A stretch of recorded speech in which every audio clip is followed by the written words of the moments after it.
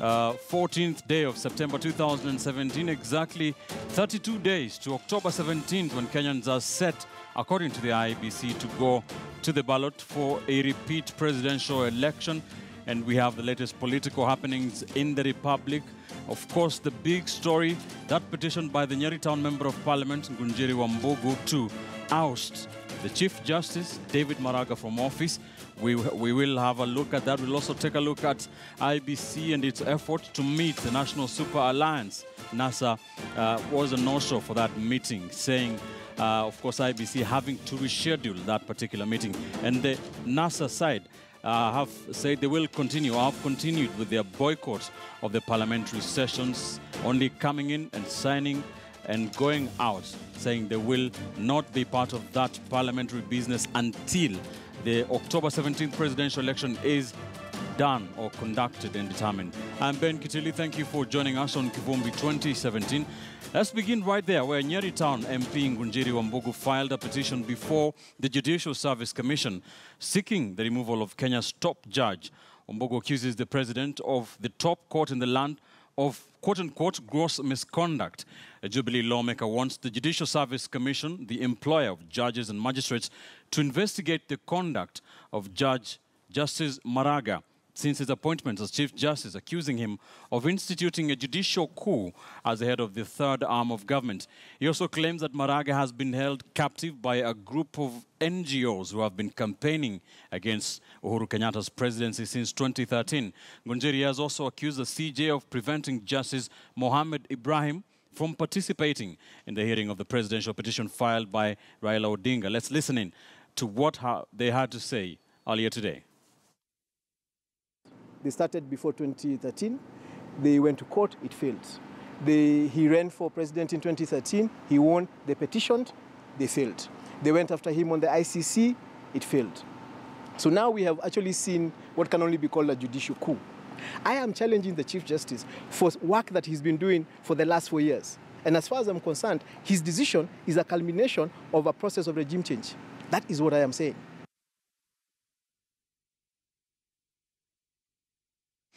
All right, and there have been reactions to that petition by Kivumbi2017. Let's listen in to what the Jubilee side had to say about it.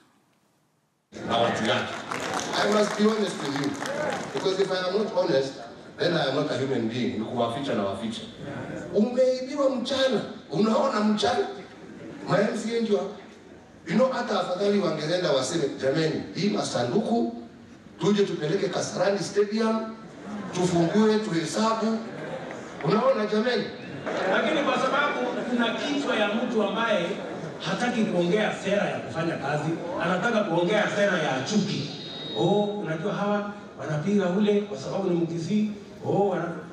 Sisi ndio serikali tumeweka Maraga ofisini. That is that is Uhuru Kenyatta, President, and Deputy President William Ruto speaking in the county of Nakuru yesterday, saying that Jubilee does not have a problem with the Chief Justice David Maraga. Let me bring in my guest this evening. I have with me Makoha Wanjala, political analyst, and political analyst Charles Kipkulei. Good evening, gentlemen. Thank you for joining me tonight. Good evening. Good evening. Charles, if I can start with you, what's your take on this petition by Kivumbi2017 to remove Maraga's CJ? Thank you, Ben. I think on this issue of the Nyeri Town MP, looking at it, the Constitution protects the judiciary from being hounded based on judgments that they rule, and that is the protection that is given to judicial officers. However, the same Constitution gives avenues for citizens who have issues with the way judges conduct themselves, and even when they do rulings, to actually just a way of redress, and that is through the JSC.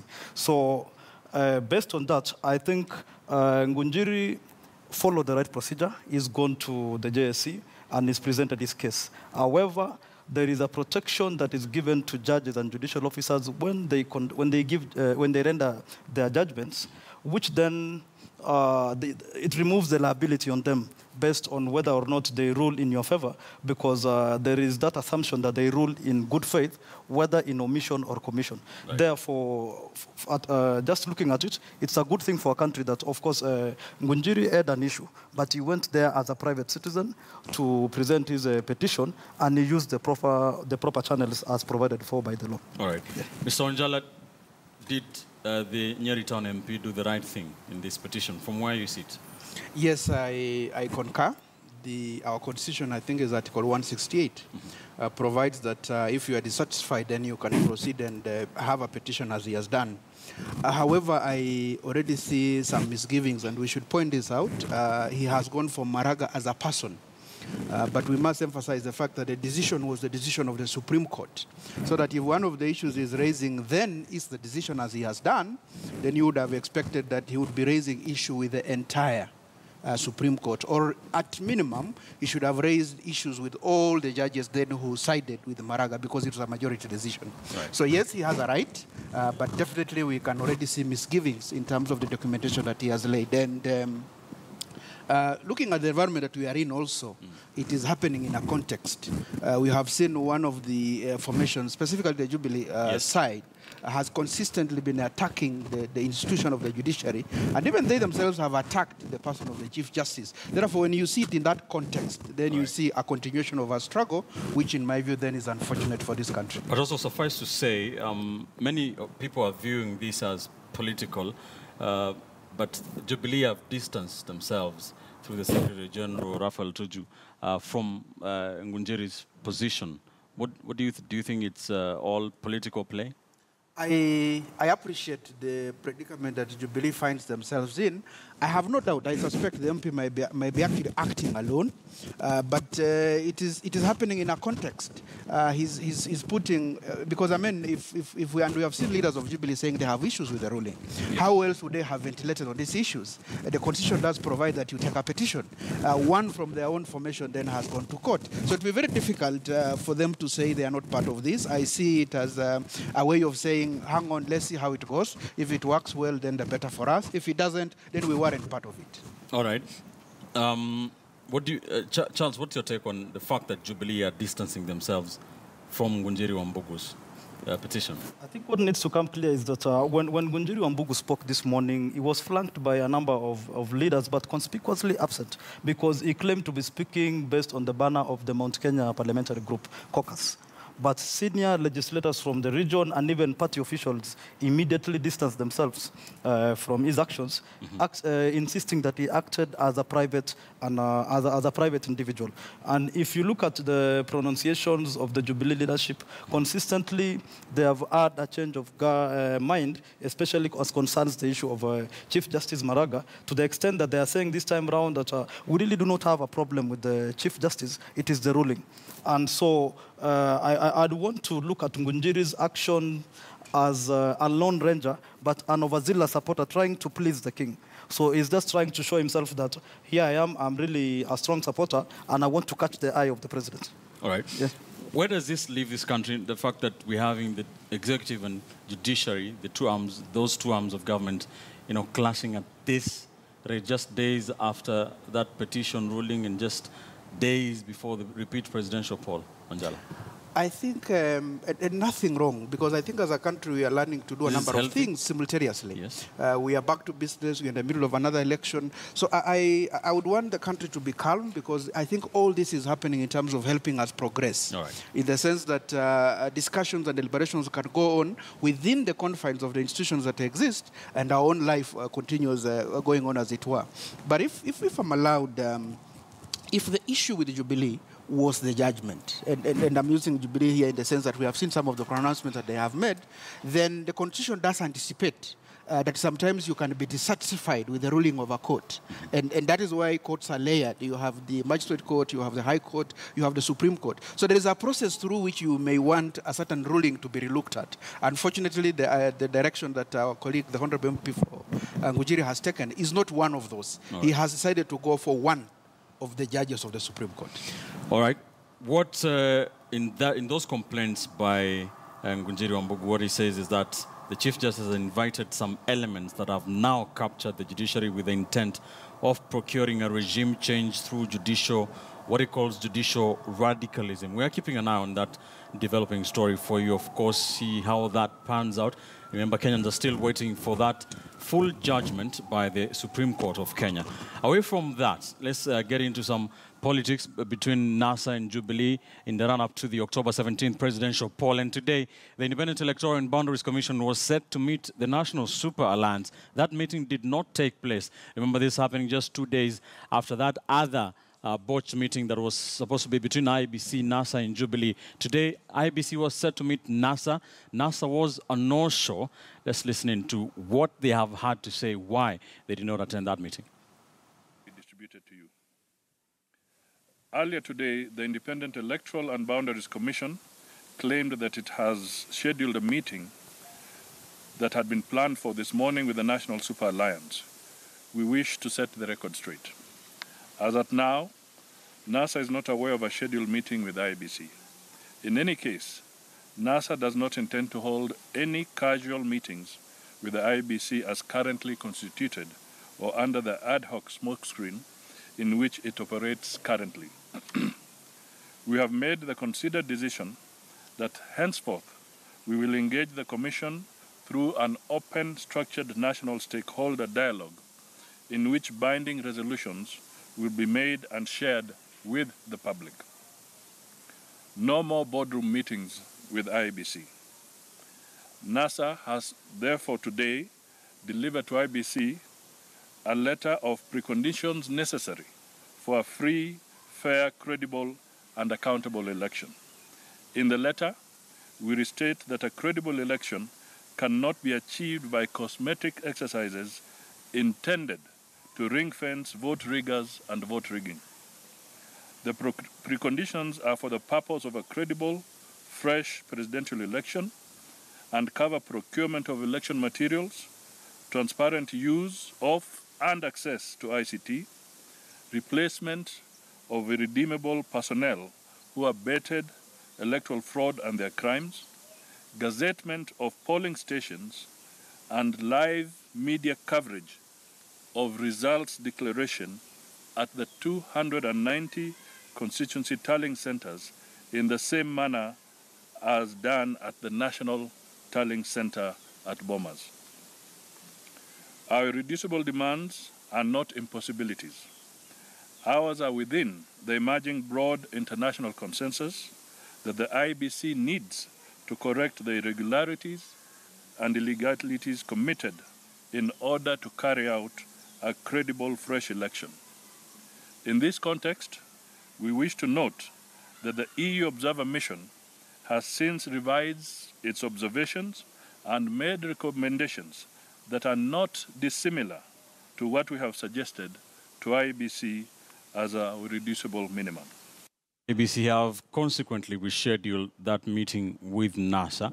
Charles, we did see a meeting on Tuesday fail to take off between NASA, Jubilee, and the IEBC.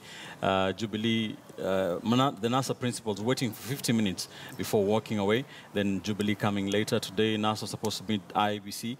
NASA didn't show up. They are putting conditions to the IEBC. Do you think both sides of the political divide are being fair to the Electoral Commission? Well, Ben, I think one of the things that is really coming out of this is the unfortunate back and forth that is appearing between the main actors and the IEBC without considering that we have very limited time to conduct this election, and they must be guided by the fact that you cannot shake hands with clenched fists. So what I take issue is when you come in and you bring in what you call irreducible minimums.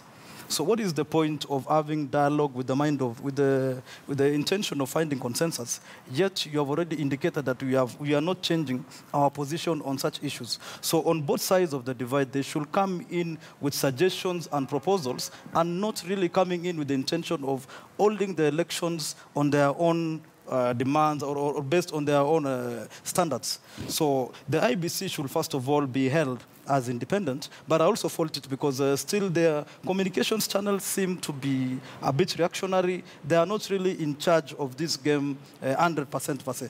But to the political players on both sides, I think it is time they looked at the bigger picture, which is Kenya, and the fact that we need to hold an election in the next 32 days, because already the date has been gazetted. Therefore, this posturing and shifting of goalposts over and over again is not helping the cause of Kenya, the republic. So they should just realize that and come in and say, okay, these are our concerns, and we want them addressed within the shortest time possible, so that they allow the IBC to prepare adequately for this election, because part of the reasons why the election was not really conducted well as per the ruling is because of the rushed manner in which some things were done, because of those many litigations. Therefore, if you continue with this culture of really pushing the IBC without considering the fact that there are very limited timelines to deliver a credible election, and this time round the bar has been raised very high, then we are just putting ourselves for failure, just like that. Wanjala, like Charles says, yeah, it's 32 days to election day. Yes. How do you think this is affecting preparations for the polls? I do agree there are time constraints, but it also be alive to the fact that democracy is expensive. And let's not use the fact that we are constrained by time for a reason where we may end up with elections. And remember, the Supreme Court is still in place. So we may end up again going back to the Supreme Court, and this may get us back there. However, I sympathize with IEBC, the position that they find themselves in, because they, in a way, have lost the moral ground as a result of the ruling of the Supreme Court, because certain things were said, illegalities were committed. However, I think they need to reoccupy their space, treat the two gentlemen, His Excellency the President and the former Prime Minister, as candidates, so that if IEBC were to summon them, then let this ping-pong stop.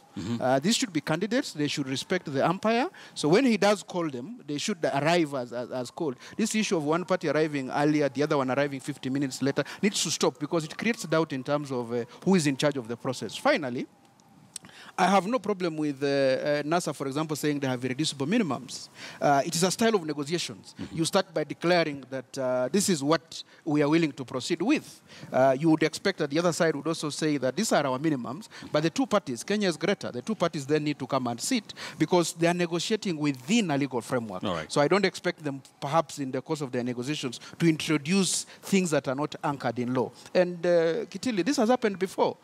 During President Moi's regime, we had an IPPG, where people agreed that whatever we are discussing is so critical, and yet we may not have time, so can we have a formation that helps us ventilate on these issues, agree on them as a way forward. So in my view, IBC needs to call a meeting. If one party fails to show up, they should proceed and discuss and agree, so that people realize that this ping-pong has to stop. Ironically, then it was the same slogan, no reforms, no elections.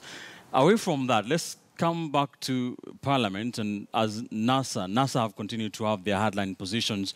They have indicated they will not be taking part in parliamentary business until the October 17th presidential election is conducted. They did make good their word.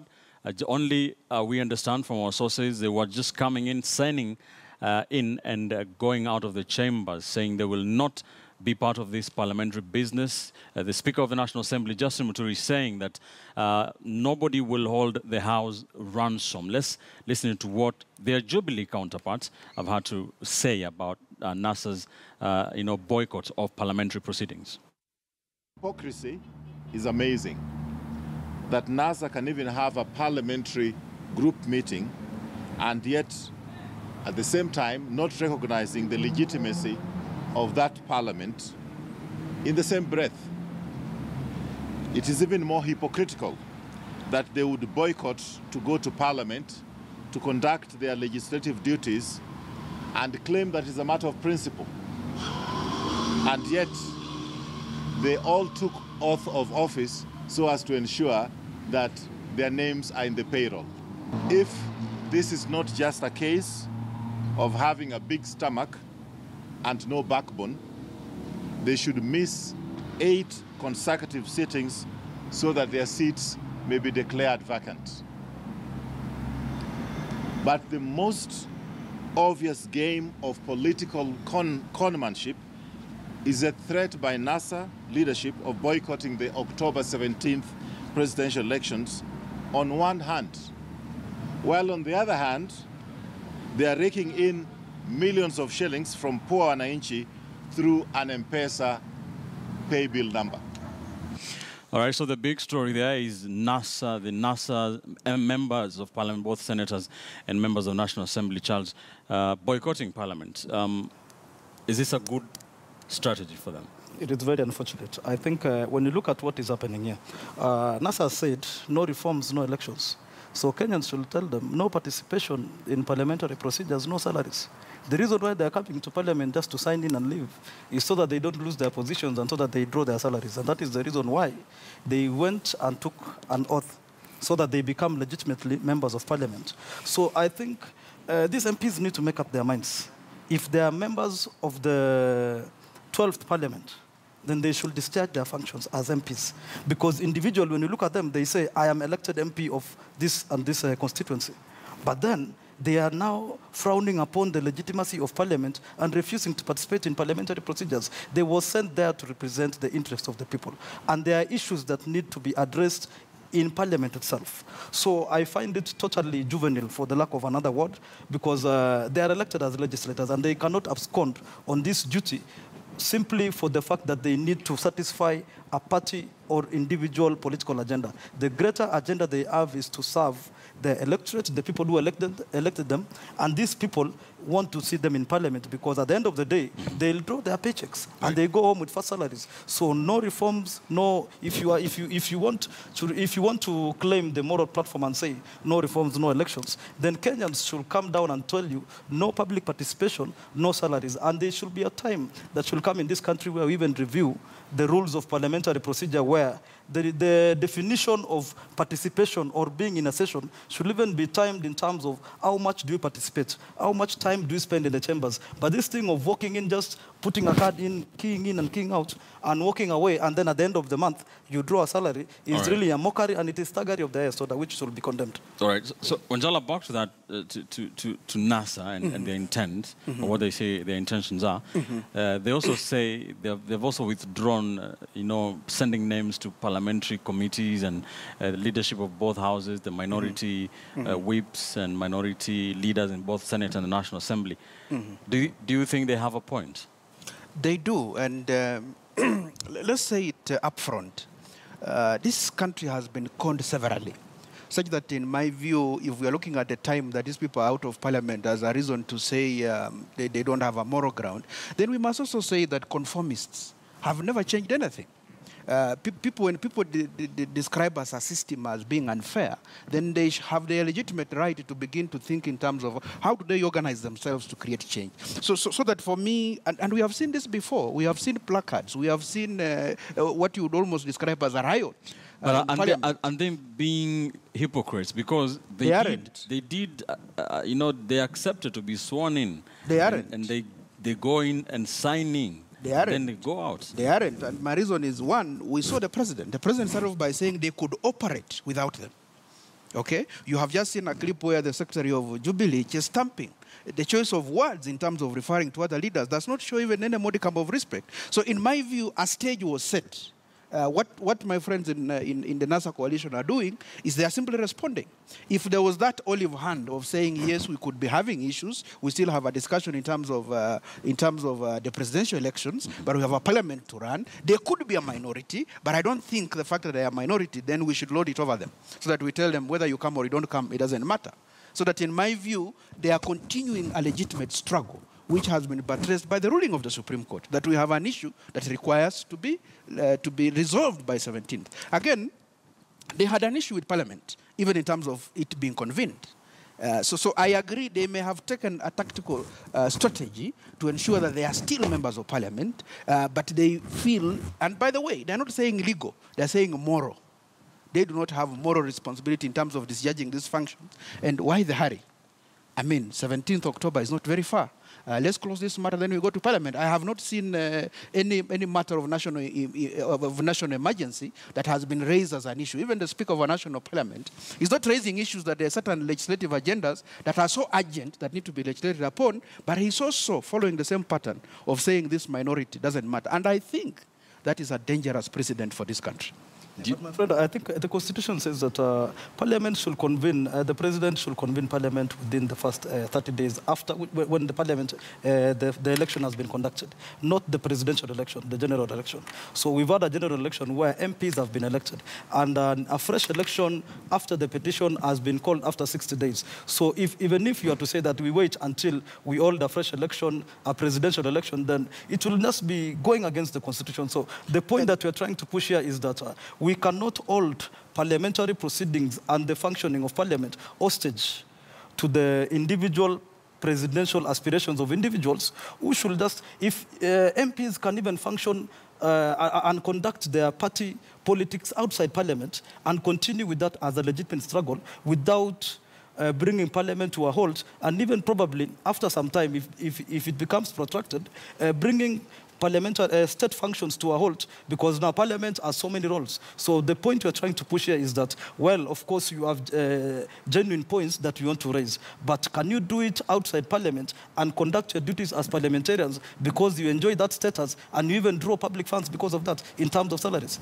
And for me, we are not, and that's why I chose the word moral, not legal authority. Yeah? Right. I was specific in my words. And in my view is this, why the double speak? On one point, they say they can operate, they can run Parliament. In fact, there was an assertion that they can change the Constitution, that they can impeach without necessarily having to have the other formation. So that in my view, if there is goodwill from the other side, can it be extended properly? I mean, there's a leader of a PG for Jubilee, there's a leader for PG for NASA. We belong in one country. Can we have a discussion in a context of mutual respect? I have no problem. I'm sure those colleagues of ours will be in Parliament. But as long as the just stamping continues going on. Is it fair to the electorate who elected them on the 8th of August to go and represent them? In terms of them not appearing in Parliament? Yes. My friend. And you see... I mean, the 12th Parliament is in session. And you see that is the greatest challenge that we do have in this country. Yes. Where the person who is actually aggrieved is expected to carry a bigger burden than those who may have caused those grievances. And I've just asked, for example, there's a program in terms of how Parliament operates. The committees have not put in place. I'm sure there are no motions. The only thing that needs to be discussed, perhaps in my view, and I'm not a lawyer, could be the President's speech, which they have issues with. So in my view, I don't, and that's the problem in this country. We create some unnecessary sense of urgency to do things in a manner that is not right. All right. Let's talk to each other. Let's take time. Let's do things properly. Okay, just to guide this debate, the key functions of every parliamentarian is oversight, representation, and legislation. Agitation and any other form of functioning that is outside the key functions of Parliament, those ones you do them outside, and you can actually discharge them while respecting and conducting and being faithful to your oath of office. You know, these guys took an oath and they said it's an oath of affirmation of office. So they either make up their minds, are they MPs who want to function as MPs, or go out and wait until a time when they feel that the environment is good enough for elections to be conducted in a credible manner, then they come in as credible. Because you cannot say the presidential election was problematic, therefore we have an issue. But I was elected through the same process, but I myself am an MP, I want to be regarded as one, but you do not want to conduct your duties. So my point is, and I still insist on that, we cannot hold parliamentary functioning hostage to the presidential ambitions of any Kenyan, be it President Uhuru Kenyatta or the former Prime Minister Raila Odinga. We should just do our work and continue the agitation outside Parliament, because an MP is paid a salary to do oversight, representation, and legislation, not agitation. Let me ask you this, Mr. Anjala. Do you think President Uhuru Kenyatta has the mandate to call or to open, had the mandate to open the 12th Parliament? A moral authority, no. Legal authority, the legal experts may speak. And in my view, and not to guide the president, but in my view, his speech in Parliament and his utterances, in my view, should have reflected the fact that he's on temporary incumbency. I think we would have been better off if we would have seen the, and he had started it, just after the elections. You remember his speech after he had just been given the certificate? He was so magnanimous. We would have expected the same magnanimity to continue even after the Supreme Court ruling. I believe we would be in a better place as a country. Right. And the charade of the people who are from his political party formation, they also need to tone down. Let's not start calling leaders names. They're leaders, by the way. The reason why we are here is that they control a certain section of this country. So let's come together in harmony. If the Jubilee formation has realized that they can now no longer run parliament and legislative affairs without this other side, let them reach out. Let us see the hand coming out, not press conferences. Charles, your final thoughts? My final thoughts is that on the point of magnanimity, they say that you need to be magnanimous in defeat, but gracious, magnanimous in victory and gracious in defeat. Therefore, when you want to make a point that President Uhuru Kenyatta should be non-condescending and really just mind the way he addresses issues, including when he says that you can run the affairs of parliament without the other coalition, then really we want to flip the question and ask, are they also, the people who are really expecting fair treatment, are you treating the president with kids' gloves, or are you coming to a boxing match minus gloves and you expect the other person to come with velvet gloves on? So the point is that respect is two-way, so that you respect the president and you get respect back.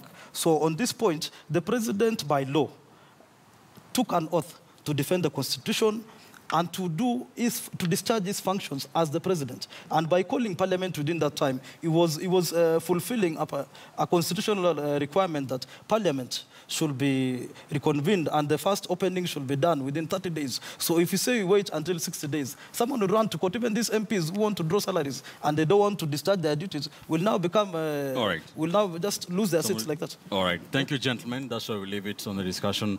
Makoha Wanjala and Charles Kipkulei, political analyst, just putting perspectives on some of the developing political stories in this country. When we return after this quick commercial break, we'll take a look at devolution, a group of leaders in this country with the presidential repeat poll expected in the next 32 days. A group of leaders has been thrown to the back burner, and that is the governors who have been very busy in the first few weeks of their reigns. When we return, we'll talk to one of the governors in this country who has been quite busy. Don't go too far.